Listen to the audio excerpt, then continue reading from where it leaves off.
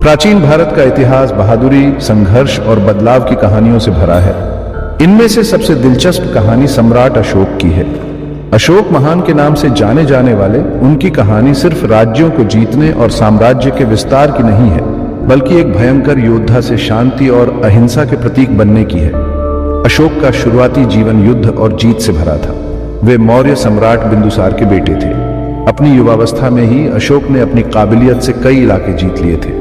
राजा बनने के बाद उन्होंने अपने साम्राज्य का विस्तार जारी रखा और एक शक्तिशाली और कठोर शासक के रूप में जाने गए।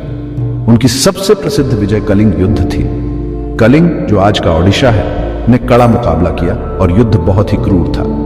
हजारों सैनिकों और नागरिकों ने अपनी जान गंवाई। युद्ध के बाद अशोक ने युद्ध के मैदान का दौरा किया और वहां हुए खून खराबे और विनाश को देखकर वे बहुत दुखी हुए। इस विनाशकारी युद्ध ने अशोक के जीवन में एक गहरा बदलाव लाया। उन्होंने युद्ध और हिंसा का त्याग किया, बौद्ध धर्म अपनाया और शांति और धर्म का प्रसार करने का संकल्प लिया। अशोक ने अपने साम्राज्य में नैतिकता स्थापित करने के लिए काफी प्रयास किए। उन्होंने अपने पूरे राज्य में स्तंभ बनवाए जिन पर नैतिकता, करुणा, सहिष्णुता और अहिंसा के संदेश लिखे थे।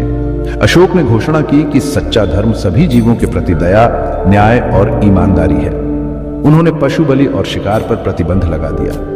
अशोक के शासनकाल में मौर्य साम्राज्य दुनिया के सबसे बड़े साम्राज्यों में से एक बन गया। लेकिन अशोक के लिए सबसे बड़ी जीत लोगों का दिल जीतना थी। उन्होंने न केवल भारत में बल्कि श्रीलंका, नेपाल, तिब्बत और दक्षिण पूर्व एशिया में भी बौद्ध धर्म का प्रसार किया।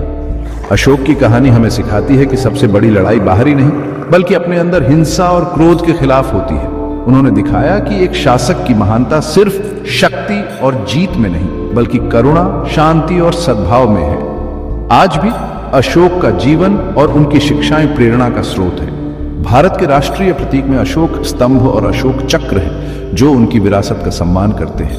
अशोक न केवल भारतीय बल्कि विश्व इतिहास का एक सुनहरा अध्याय है।